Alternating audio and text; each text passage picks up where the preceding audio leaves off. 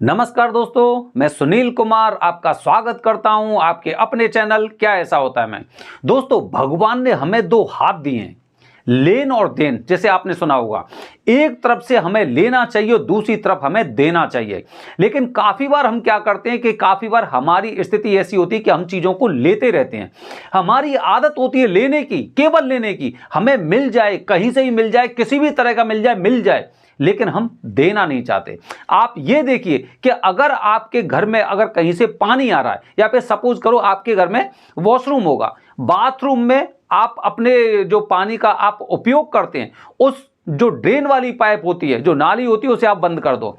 धीरे धीरे क्या स्थिति होगी, धीरे धीरे वहां पर कीड़े मकोड़े पैदा होंगे, वहां पे गंदगी पैदा होगी, और उसकी वजह से आपके परिवार के लोग बीमार पड़ने वाले हैं, या फिर उस चीज का खामियाजा आपको भुगतना पड़ता है। इसी तरह से दोस्तों, हमें हमेशा प्रकृति का पालन करना चाहिए, प्रकृति के अनुसार हमें चलना चाहिए कि अगर हम ले भी रहे हैं तो हमें आगे देना भी चाहिए। यह एक महत्वपूर्ण कार्य होता है दोस्तों। इसी तरह से इसी मुद्दे पर मैं आपके लिए लेके आया हूं कि अगर आपकी कुंडली में राजयोग है, तो आपके लिए यह कार्य करना बहुत जरूरी होता है, अन्यथा उसके आपको बहुत तरह के दुष्परिणाम झेलने होते हैं। राजयोग का मतलब समझ रहे हैं? राजयोग का मतलब यह कि आप सरकारी सेवाओं का उपभोग करने वाले हैं, आपको सरकारी सुविधाएं मिली हुई हैं, या फिर आपकी सरकारी नौकरी है। तो आज का मेरा वीडियो खासकर उन लोगों के लिए जो लोग सरकारी नौकरी करते हैं, या फिर जो लोग राजयोग का उपभोग कर रहे हैं, उनके लिए। दोस्तों देखिए, समझने का प्रयास करिए। हमारे देश में जितने लोग हैं, हर इंसान की इच्छा होती है कि मेरा बेटा सरकारी नौकरी करे, सरकारी नौकरी मिल जाए। आजकल जो भी बच्चे पढ़ के 12वीं के बाद, 10वीं के बाद उनका ग्रेजुएशन हो जाता है, उस समय तक वो प्रयास करते हैं कि मुझे सरकारी नौकरी मिल जाए। तो मतलब समझ रहे हैं कि हर इंसान के मन में एक ही इच्छा है कि सरकारी नौकरी प्राप्त करने की। कुछ ना कुछ तो वजह होंगी इन चीजों की कि लोग प्राइवेट नौकरी, सबको पता है प्राइवेट नौकरी में पैसा बहुत ज्यादा मिलता है, उसके पश्चात भी वो अपने भविष्य को एकदम सुनिश्चित करना चाहते हैं, और मतलब भविष्य की तरफ से ना कोई वो मतलब वो नहीं झेलना चाहते। ठीक है, अच्छा।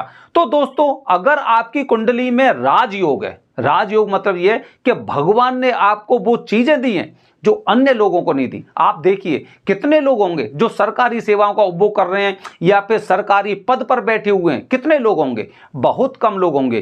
तो मतलब उस पूरी भीड़ में से आपको भगवान ने चुना है, पूरी भीड़ में से आपको चुना है कि आप जनता की सेवा कर सकें, आप सरकार की सेवा कर सकें। ठीक है, आप उस तरह के कार्य करें कि जिससे कि जो लोग इस नौकरी के लिए या फिर जिस योग के लिए प्रयास कर रहे थे, उनको भी पता चलना चाहिए कि आप उनके लिए कुछ कर रहे हैं। या फिर कुछ ऐसे जानवर हो गए, कुछ पक्षी हो गए, आपको उनके लिए करना चाहिए, क्योंकि आपका भविष्य सुनिश्चित हो चुका है कि अब आपको इधर उधर सरकारी जो प्राइवेट नौकरी होती है उसकी तरह आपको धक्के खाने की आवश्यकता नहीं होती। दोस्तों, जिन लोगों की कुंडली में राजयोग होता है, उन्हें महाकालेश्वर मंदिर में जाके, क्योंकि पृथ्वी पर, मृत्युलोक में, पृथ्वीलोक में, भूलोक में महाकाल की पूजा बताई गई है। और जब महाकाल की पूजा बताई गई है और आपको राजयोग भी मिला है, आप सरकारी पद पर बैठे हुए हैं और सरकारी जो सुविधाएं उनका उपभोग कर रहे हैं, तो आपको अपने जीवन में कम से कम एक बार आपको 1.25 लाख महामृत्युंजय मंत्र का जाप करवाना चाहिए। 1.25 लाख महामृत्युंजय मंत्र का जाप करवाना चाहिए। क्योंकि देखिए, आप चीजों को समझने का प्रयास करिए कि सरकारी सेवाएं मिल गई, सरकारी पद मिल गया, तो सरकारी सेवाएं हमें मिल रही हैं, हम दे क्या रहे हैं? आप बताइए क्या दे रहे हैं? आप खुद अपने आप से सोचिए कि आप क्या दे रहे हैं। केवल आप अपने परिवार तक सीमित रह चुके हैं। आप अपने बच्चों के भविष्य के लिए, आप अपने परिवार के लिए, अपनी प्रॉपर्टी के लिए, अपने घर के लिए सोच रहे हैं, लेकिन आप ये नहीं सोच रहे कि भगवान ने आपको इतनी बड़ी भीड़ में से चुना है, इतनी भीड़ में से चुना है। क्यों चुना है? क्या केवल इसलिए चुना है कि आप अपने परिवार का, अपने बच्चों का, अपने माता पिता का पालन पोषण कर सकें, या फिर आपको इसलिए भी चुना है कि जो ऐसे सिद्ध क्षेत्र बताए गए, जैसे कि महाकालेश्वर मंदिर हो गया, यहां पर कितने लोग रहते हैं, यहां पर कितने लोगों की ये इच्छा होती है कि यहां पे लोग आएं, पाठ पूजा करें, जिससे कि उन लोगों का भरण पोषण हो, उनका पालन पोषण हो, क्योंकि आप लोगों के भरोसे ही वो लोग अपने परिवारों के लिए एकदम तरसते रहते हैं कि मैं अपने परिवार की आवश्यकताओं पूर्ति कैसे करूंगा। तो ये जो भी लोग ऐसे पद पर बैठे हुए हैं जिन्हें सरकारी, मैं तो ये कह रहा हूं कि छोटी से छोटी सरकारी नौकरी मिल गई, भविष्य आपका सुनिश्चित हो गया ना, एकदम पूरी तरह से सुनिश्चित हो गया। प्राइवेट नौकरी वाले तो ये साल भर की, 2 साल की, 3 साल की, उसके बाद कहीं से कहीं चले गए। काफी लोगों को तो कंपनी फायर कर चुकी होती है, ठीक है, वहां पे कॉस्ट कटिंग की चीजें चलती रहती हैं, लेकिन आपका भविष्य भगवान ने सुनिश्चित किया है। तो आपको भी कम से कम उन लोगों के बारे में सोचना चाहिए जिनकी प्राइवेट नौकरी नहीं लगी है। जो लोग ये सोचते हैं कि कम से कम महाकाल की भूमि में, जो भूलोक के जो देवता बताए गए, महादेव बताए गए हैं, यहां पर दर्शन करने आएंगे, यहां पे स्टे करेंगे, यहां पे खाना खाएंगे, यहां पे पूजा कराएंगे, तो उनका काम भी तो चलेगा। तो दोस्तों, अगर 1.25 लाख का महामृत्युंजय मंत्र का आपने जाप नहीं कराया है, तो आप ये समझ लो कि आपने अपने जीवन में कुछ भी दिया नहीं है। भगवान ने जिसके लिए आपको उतारा था, वो कार्य आप विधिवत तरीके से पूरा नहीं कर पाए, क्योंकि आप केवल अपने परिवार तक, अपने शौक मौज तक सीमित रह चुके हैं। जो लोग ऐसा नहीं कराते हैं, अब देखिए, आप अपने आसपास कंपेयर करना, अपने आसपास जिन लोगों की सरकारी नौकरी है, जिन लोगों की सरकारी नौकरी ना, वो धीरे धीरे करके बहुत ज्यादा चिंतित रहने लगे हैं और उनको परेशानियां, समय समय पर परेशानियां होती रहती हैं। आप ऐसे लोगों को देखिए जो लोग सरकारी पद पर है, कोई ना कोई बीमारी उन्हें इस तरह से घेर लेती है कि अगर आप पूजा नहीं कराएंगे तो हॉस्पिटल में पैसे दो, अगर आप पूजा नहीं कराएंगे आपके बच्चे ऐसे ही निकलेंगे, ठीक है, आप पूजा नहीं कराएंगे आपके बच्चों की शादी में विलंब हो सकता है। मतलब इस तरह की समस्याएं कि आपके परिवार को, आपके दिमाग को, आपकी स्थिति को तोड़ सकती हैं। हम क्या हैं, हम तो लगे हुए हैं, चलो ठीक है भाई, कि अगर तबीयत खराब हुई है हॉस्पिटल चले गए, उसके बाद फिर अगले महीने फिर समस्या आई, फिर हॉस्पिटल चले गए। आप ये देखिए कि अभी तक हॉस्पिटल में आप कितना पैसा दे चुके हैं। आपने उम्र भर जितना कमाया, क्या उतना पैसा आपने, या उसमें से कोई 10% का हिस्सा, 10% के हिस्से का जो अभी तक आपने कमाया है, क्या आपने कुछ ऐसे कार्यों में आपने खर्च किया? भंडारा कराते हैं लोग, क्यों कराते हैं भंडारा? इसीलिए कराते हैं, दान देने से, पूजा करने से लोग कभी गरीब नहीं होते।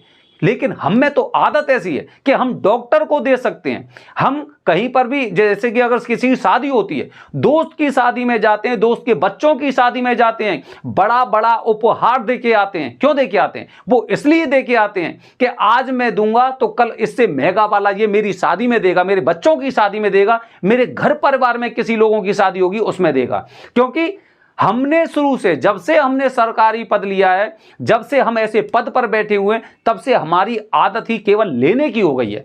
हम देना नहीं चाहते कुछ भी, अगर देना भी चाहते हैं तो उसका सूद सहित हम उसे वसूलना भी चाहते हैं। इसीलिए हम शादी में जाकर लोगों को कुछ महंगे महंगे गिफ्ट देते हैं। लेकिन दोस्तों ध्यान रखना, मैं आपको बार बार इन्हीं चीजों के बारे में बता रहा हूं, सरकारी पद मतलब राजयोग ये आम पद नहीं है, आम पद नहीं है। इतनी भीड़ में से जब आपको चुना है ना, तो आपको भी जिम्मेदार बनकर और ऐसे कार्य करने चाहिए जैसे कम से कम अपनी लाइफ में एक बार महामृत्युंजय मंत्र का जाप करवाना चाहिए। मेरा दावा है आज आपके घर परिवार में जितने लोग भी जो सरकारी पद पर बैठे हुए, आप देख लेना आपके घर में अगर आपने कोई ऐसा कार्य नहीं करवाया तो आपके घर में कुछ ना कुछ समस्या होंगी। वो समस्याएं कैसी हो सकती हैं? आपके बच्चे का पढ़ाई में मन नहीं लग रहा है, बच्चा भी बेफिक्र है आराम से, पिताजी की पेंशन आ रही है, पिताजी की तनख्वाह चल रही है, पिताजी की नौकरी चल रही है और बहुत अच्छी नौकरी चल रही है, ऊपर की इनकम भी अच्छी खासी हो जाती होगी, तो बच्चे पूरी तरह से एकदम बेफिक्र हैं, ठीक है, उनकी शादी नहीं हो रही। फिर घर में कभी समय समय पर ऐसा होता है कि जैसे कि एक्सीडेंट हो गया, बीमार हो गए, बीमारी में इतना पैसा लग गया। अच्छा, बीमारी का इन्हें चिंता ज्यादातर क्यों नहीं रहती है? क्योंकि जिस सरकारी सुविधा का ये उपभोग कर रहे हैं उसमें इनको जो ट्रीटमेंट मिलता है वो भी फ्री में मिलता है, इसीलिए ये वहां तक नहीं पहुंच पाते कि मैं ये क्या कर रहा हूं भाई। तबीयत खराब हो रही है, जैसे सपोज करो कि किसी के जैसे गाल ब्लैडर में पथरी हो जाती है, ठीक है, वो लोग क्या करते हैं, गाल ब्लैडर निकलवा दिया। आप खुद सोचिए, शरीर का अगर एक अंग अगर आपसे अलग हो रहा है ना, तो मतलब यह है कि आप पूर्ण व्यक्ति नहीं हो। कुछ ना कुछ समस्याएं आपके शरीर में पल रही हैं, कुछ ना कुछ समस्या पल रही, लेकिन हमें क्या है, हमें तो ट्रीटमेंट फ्री में मिल रहा है, सरकार दे रही है, तो हम वहां तक नहीं जाना चाहते, हम वहां पे पहुंचते ही नहीं। तो ऐसे लोग, उनकी शादी में विलंब हो सकता है, काफी बड़े बच्चे हो गए, और उसके पश्चात अगर हो सकता है कि जैसे कि आपने अगर ऐसा कोई कार्य नहीं करवाया है, तो मैं 100% कह सकता हूं कि आपके परिवार में से या तो आगे चल के पितृ दोष बनने वाला है, या काल सर्प दोष होने वाला है, या आपके बच्चे मंगली पैदा होने वाले हैं, या फिर आपके घर परिवार में ऐसी समस्याएं चलती रहेंगी कि बार बार आपको हॉस्पिटल के चक्कर लगाने पड़ सकते हैं। ये हमने देखा है। दोस्तों, मेरे वीडियो का उद्देश्य कभी भी किसी की भावना को भड़काना का नहीं है कि मैं किसी को भड़का रहा हूं। मैं आप लोगों को आईना दिखाने का प्रयास कर रहा हूं कि हम शुरू से आप देखिए, जो राजा महाराजा होते थे वो समय समय पर यज्ञ कराते थे। आज हमें केवल लेने की आदत हो गई है, और इसी लेने की आदत की वजह से हमें ऐसे दुष्परिणाम झेलने पड़ रहे हैं कि इतनी अच्छी नौकरी होने पश्चात भी घर का गुजारा नहीं चल रहा है, बच्चों की शादी नहीं हो रही है, या फिर आए दिन कोई ना कोई इंसान बीमार रहता है। इन चीजों से छुटकारा 100% की मैं गारंटी ले रहा हूं, मैं गारंटी ले रहा हूं। महाकालेश्वर मंदिर में महामृत्युंजय मंत्र का 1.25 लाख अगर आप जाप कराते ना, तो उसके पश्चात आप अपनी खुद स्थिति देख लेना, फिर मुझे कॉल कर लेना दिए नंबर पर। दोस्तों, तो जिन लोगों की कुंडली में राजयोग है या सरकारी पद पर बैठे हुए हैं, तो उन्हें एक बार अपने जीवन में कम से कम एक बार 1.25 लाख महामृत्युंजय मंत्र का जाप अवश्य कराना चाहिए। बने रहिए हमारे चैनल के साथ दोस्तों। हर हर महादेव।